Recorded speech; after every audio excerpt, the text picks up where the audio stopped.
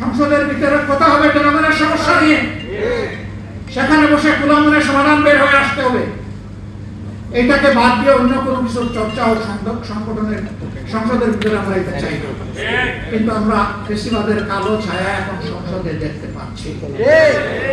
আগে ওই সংসদে দাঁড়িয়ে আজকে যারা সরকারি দলের খেলা দিতে বসেছেন তাদেরকে তুচ্ছ তাচ্ছিল্য করে যেভাবে কথা বলা হতো, আজকে দুই একজন আমাদেরকে লক্ষ্য করে সেই রকম কথা বলা শুরু করেছেন।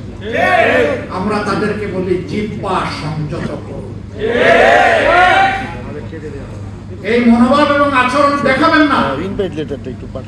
জুলাই যুদ্ধের মধ্য দিয়ে যেই প্রজন্ম যেই দেশ গড়ে উঠেছে, এই দেশ কারো চক্রাকানীর পরোয়া করে না।